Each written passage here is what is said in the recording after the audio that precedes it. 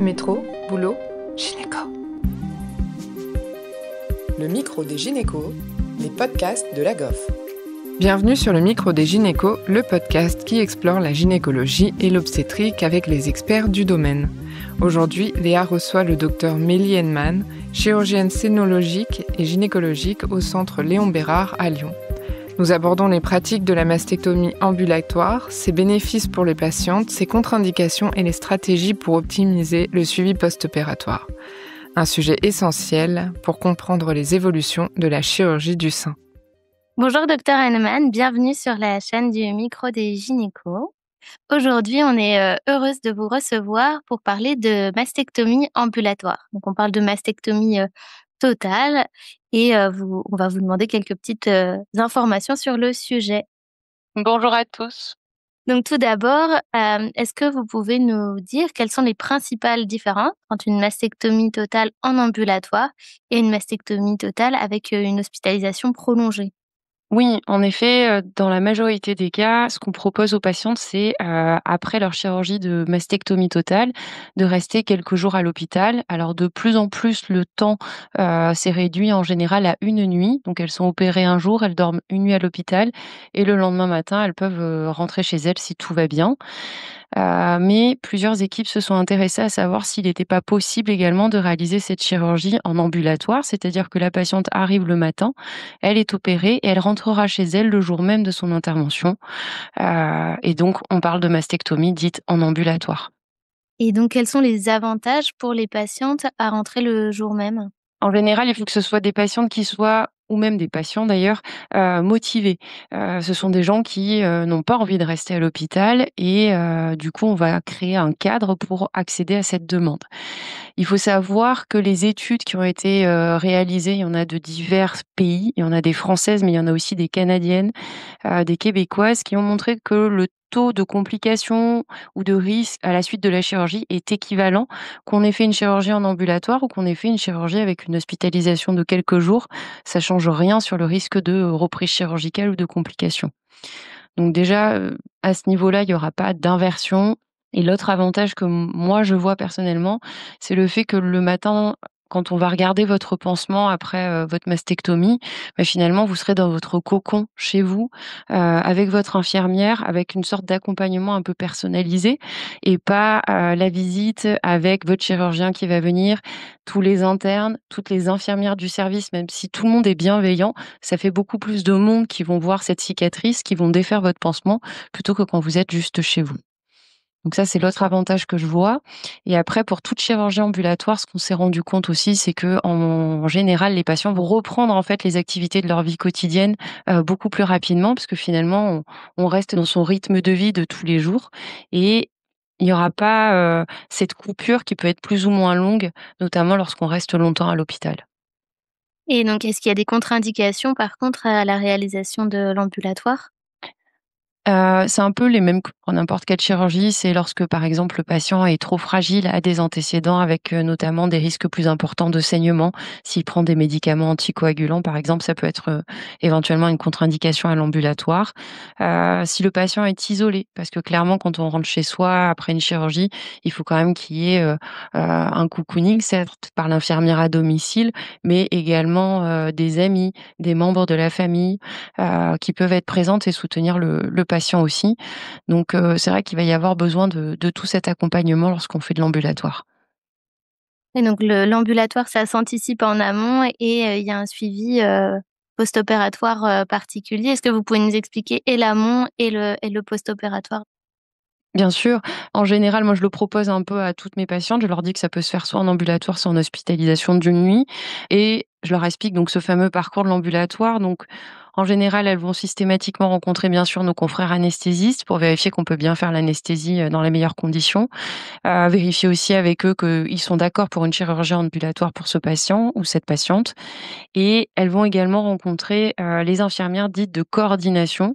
Donc on a la chance d'avoir ces infirmières qui font le lien entre nous, médecins, hôpital, on va dire, et le patient quand il est à domicile.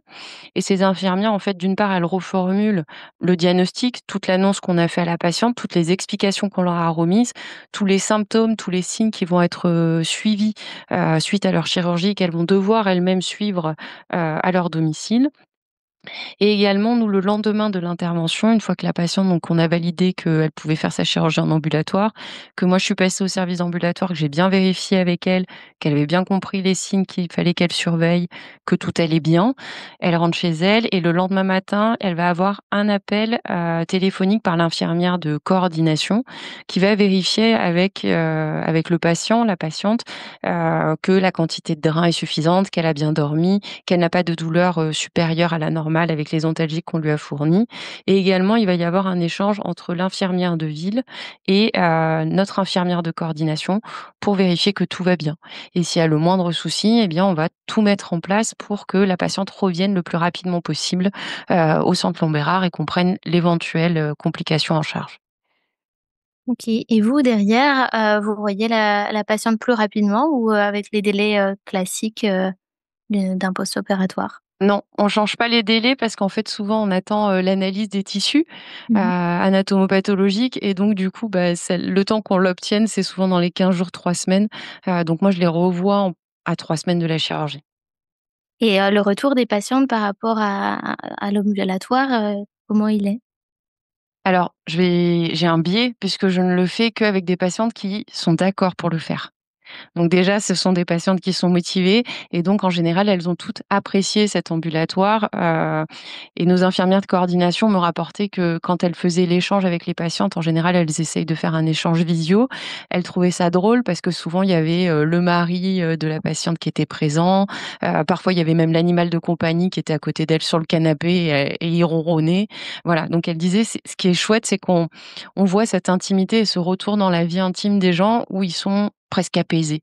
Donc et les patientes, bien sûr, les retours ont été toujours plutôt très bons, surtout que quand elles arrivent à la chirurgie ambulatoire, en fait, elles ont une chambre particulière rien que pour elles et elles peuvent être accompagnées. Donc ça, c'est vrai qu'il y a un cocooning qu'on a mis en place aussi. OK, et vous avez quelques écueils, du parcours ou des choses encore où vous dites, on pourrait encore faire, mieux sur certaines, Alors on fait un peu de visio, mais clairement la visio-consultation que les infirmières, font, bah, des fois, c'est un peu compliqué à mettre en place. La patiente a le téléphone qui va pas marcher et cetera. Donc fluidifier cette, visio-consultation, ça serait bien. Après ce qu'on se posait comme question, parce qu'il y a une autre équipe qui fait beaucoup de mastectomie en ambulatoire, c'est, Henri Becquerel à Rouen, si je dis pas de bêtises, qui en fait énormément en France et eux, carrément, il y a l'infirmière, à domicile qui vient le soir même de la chirurgie revoir la patiente, vérifier que tout va bien le soir même et ça, c'est une approche qu'on trouvait très intéressante, mais on l'a pas encore mis en place au centre et peut-être qu'on va y venir. On a changé parce qu'au début, nos patientes, elles étaient pas en chambre individuelle et ça, c'est le retour des patientes qui nous a fait changer cette pratique et les mettre en chambre individuelle, donc ça, c'est une progression qu'on a mis en place. Et après, peut-être, ça serait de développer comme, certaines équipes, notamment, parisiennes, ont développé, un peu plus, enfin augmenter, la prise en charge sous, hypnose et anesthésie locale pour une mastectomie totale. Ce qui permet aux patients, en fait, d'être encore plus, éveillés et de pas avoir ce contre-coup post-anesthésie générale où on se sent un peu groggy finalement.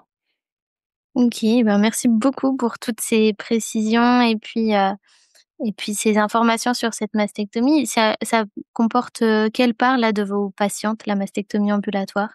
Je dirais que c'est une patiente sur 2 à qui je le propose qui l'accepte. Voilà, mais ça fait pas un très gros pourcentage non plus. 50% quand même? Pour mon activité personnelle, après sur Mmh, le reste de mes collègues, je pense que c'est un peu moins. d'accord. Bon, c'est, une façon de voir les choses en devenir et on va tendre, vers ça. Est-ce que vous auriez, quelque chose à rajouter pour les internes de gynécologie obstétrique par rapport à ce sujet? Le seul truc que j'aurais à rajouter, mais c'est peut-être plus pour, les changer le regard, c'est, le fait que souvent, en fait, la mastectomie en ambulatoire, elle est peu acceptée par les chirurgiens, en fait et que quand le chirurgien l'accepte, finalement, le patient va l'accepter derrière. Donc c'est déjà peut-être nous, notre regard de médecin qu'il faut absolument qu'on change, parce que finalement les gens, quand ils le vivent, après ils sont presque contents d'être chez eux. Ouais. C'est vrai que ça fait peur de plus avoir nos patients dans nos murs et puis perdre ce contrôle-là. Effectivement, je pense que c'est un lâcher-prise à avoir aussi.